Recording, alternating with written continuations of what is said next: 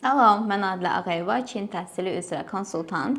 Bugün sizinlə bizim Instagram səhifəmizdə keçirdiyimiz sorğu-sual anketində verdiyiniz sualları cavablandıracağam. İlk suala başlayaq.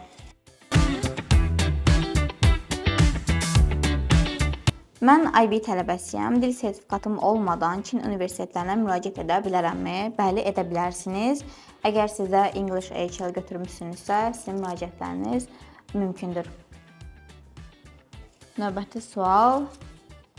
SAT məcburidir. Xeyr, məcburi deyil. Amma bu universitetlərdən və onların şərtlərindən asılı olaraq dəyişir. Ümumi olaraq amma çox Çin universitetlərində SAT tələbi məcburi deyil. Böyük bir sualımız var. Bildiyimə görə orada istifadə etdiyimiz sosial media platformaları işləmir, bəs nə istifadə edəcəm? Çox gözəl bir sualdır. Bəli, bildiyiniz kimi həqiqətən də Çində sosial media platformaları işləmir və çünki siz Çinə artıq çatdığınız anda bəzi platformalara girişiniz məhdudlaşır.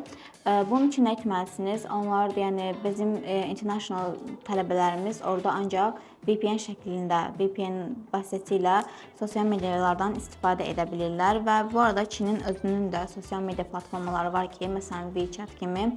Artıq siz ora getdiyiniz zaman WhatsApp-dan deyil, yəni WeChat üzərindən öz müəllimlərinizlə və yaxud da tələbə yoldaşlarınızla əlaqə saxlayacaqsınız.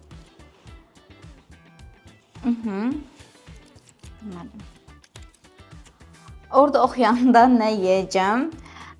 Bu sualı çox eşidirik əslində. Yəni çox uşağın da yəni Çinə verəndə narahat olduğu məqamlardan biri də yəni orada yemək problemidir. Amma bunun üçün narahat olmağa dəyməz. Çünki Çində oxuyan xarici tələbə sayı yetəri qədər çoxdur və bunlar hamısı nəzərə alınır. Təbii ki, indi dinindən asılı olaraq da insanlar, yəni tələbələr də kateqoriyalara bölünür və bunları bütün universitetlər demək olar ki, artıq bunu düşünür.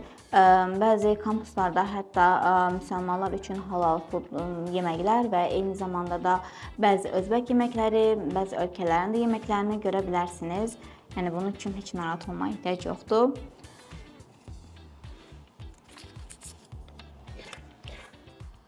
Çin dili bilməsəm orada çətinliyim olacaqmı? Bəli, olacaq. Təəssüf ki, çünki Çində əhalinin demək olar ki, böyük hissəsi ingiliscə bilmir və siz orada ünsiyyəti keçmək üçün Çin dilindən istifadə etməli olacaqsınız. Təbii ki, bu kampus içi və yaxud da universitetdə heç bir çətinliyiniz yaranmayacaq. Yəni orada ingilis dilində siz müəllimlərinizlə və yaxud da tələbə yoldaşlarınızla əlaqə saxlayacaqsınız. Amma artıq bu təhsildən kənar, yəni fəaliyyətlərinizə qalırsa, hər hansı bir sosial aktivitənizə qalırsa, o zaman Çin dili bilməniz hər hansısa bəzi məqamlarda məcburi ola bilər. Əgər Çinə qəbulunuz varsa və yaxud da ki, Çinə getmək həqiqətən də istəyirsinizsə, düşünürəm ki, bir ay öncədən Çin dili öyrənməyə başlaya bilərsiniz ki, bu sizin işinizi daha da asanlaşdırar və eyni zamanda bəzi universitetlərin özünün də tərkibində Çin dili pulsuz Çin dili kursları və dərslikləri də olur ki, siz onlara da qatıla bilərsiniz. GPA önəmlidirmi? Bəli, önəmlidir.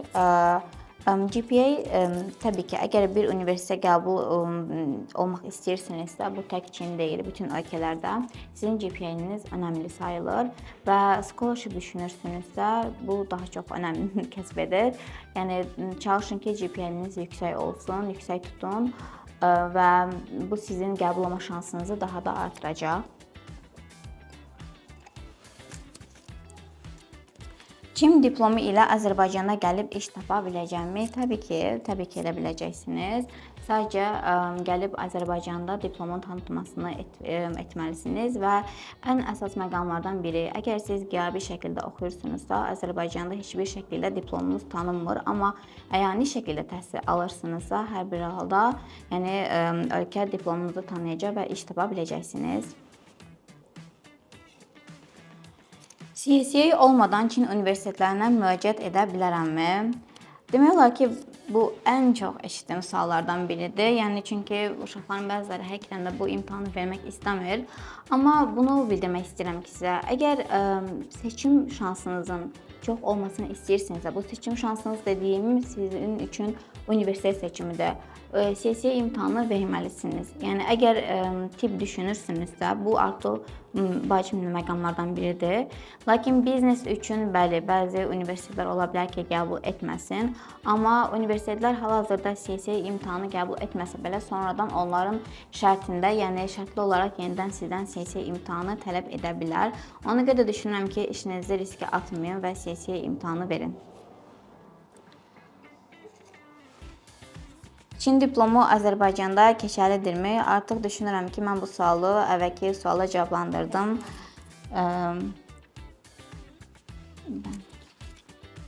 Oxuya-oxuya işləyə bilərəmmi? Oxuya-oxuya işləmək əslində bu belədir ki, yəni siz Çinə getdiyiniz zaman orada da iş vizası almanız mümkündür, amma onların da təbii ki, şərtləri olur. Bu şərtlər də nədir? Yəni həftədə müəyyən bir saatlarda işləmək icazəsi verirlər, amma bunu almaq üçün də təbii ki, müəyyən bir proseslərdən keçməyiniz lazımdır ki, yəni bunun da şərtləri artıq sizin yaşadığınız şəhərdən və yaxud da universitet qaydalarından asılı olaraq dəyişə bilər. Amma ümumi olaraq, yəni universitet daxilində də bəzi aktivitetlərdə iştirak edə bilərsiniz. Eyni zamanda hər hansı bir müəllimin assistenti falan kimi belə işlərə də başvura bilərsiniz. Yəni bunu əslində siz universitetlə dəqiqləşdirməlisiniz. Çinə getmək istəyirəm, amma nə üzrə oxuyum bilmirəm. Çində oxumaq istəyirsinizsə, ən yaxşı sahələrdən biri mən sizin üçün deyə bilərəm ki, hal-hazırda ən çox tələb olunan tibb, IT, computer science, eyni zamanda biznes. Amma yəni təbii ki, bu sizin potensialınızdan və nə qədər bu mecraları istədiyinizdən asılı olaraq dəyişir. Mən sizin üçün saydım əsas olanları, artıq gerisi sizin seçiminizə qalır. Kampusda yeməkləri robot gətirir. Bu haqda dəqiq məlumat verə bilmirəm, üzrünü sayın. Amma yəni bu qədər inkişaf etmiş ölkədə ola bilsin ki, kampusda da robot gətirə bilər, amma hələ ki görməmişəm. Restoranlarda amma görməyiniz çox yəni normal hala çevriləcək. Çində necə pulsuz oxuyum? Çində pulsuz oxumaq istəyirsinizsə, əgər akademik göstəricilərinizə güvənirsinizsə və eyni zamanda sizin təhsildən kənar aktivitetləriniz varsa, müəyyən sertifikatlarınız, könüllü fəaliyyətləriniz və yaxşı iştirak etmişsinizsə, o zaman Çində pulsuz oxuya bilərsiniz. CSA imtahanı nədir? CSA imtahanı Çinin bu ildən qaydaya artıq qüvvəyə minmiş bir imtahan sistemidir və bu da nə üçündür? Yəni ancaq bakalavr tələbələri üçün nəzərdə tutulub. Əgər Çində oxumaq istəyən bakalavr tələbəsiniz o zaman CSA imtahanını verməyiniz lazımdır. Bu da ki, təbii ki, sizin seçdiyiniz ixtisasa görə dəyişir. Məsələn, tibb üzrə oxumaq istəyirsinizsə, riyaziyyat və kimya, məsələn, engineering oxumaq istəyirsinizsə, riyaziyyat və fizika, biznes oxumaq istəyirsinizsə, yalnız riyaziyyatdan imtahan verməlisiniz. Amma bəzi top universitetlər hansı fənni seçməyin, hansı mecra seçməyinizdən asılı olmayaraq sizdən 3 fənn istəkdə, 3 fəndən də imtahan vermənizi istəyə bilər, biznes xaric. Bu qədər təqaüdü necə qazanırsınız? Təbii ki, bu işə artıq bizim şəffaflığımız və işi necə professional şəkildə görməyimizdən asılıdır. Yəni, heç bir şəkildə heç bir tələbənin həyatını riskə atmırıq və yetəri qədər detallı çalışırıq. Dərslər Çin dilində keçirilir. Əgər Çin dilində seçmisinizsə, bəli Çin dilindədir, amma ingiliscə seçmisinizsə artıq ingiliscə olacaq. Bu arada Çində eyni zamanda yəni bilingual dərslər olur. Bu nə deməkdir? Yəni həm seçdiyiniz major, yəni həm Çin dilində, həm də ingilis dilində keçirilə bilər. Təbii ki, bunu siz artıq müraciət etməzdən öncə bilirsiniz bu haqda. Yəni dərslərinizin bəziləri Çin dilində, bəziləri ingilis dilində keçirilə bilər, amma sırf ingilis dilində seçmisinizsə, təbii ki, ingilis dilində keçiriləcək dərslərimiz. Müraciət etsəm, hələ də müraciət etmə şansım varmı? Yəqin ki, bunu universitetlərə görə deyirsiniz ki, deadline'larına görə bəli, hələ də şansınız var. Düzü bəzi top universitetlərin artıq deadline'ı bitmiş olsa da, hələ də müraciət şansınız var. Bəzi universitetlərin deadline'ı iyun ayının 30-una qədər davam edir. Oxuyandan sonra orada qalıb işləyə bilərəmmi? Əslində bu biraz sizdən asılı olan bir şeydir.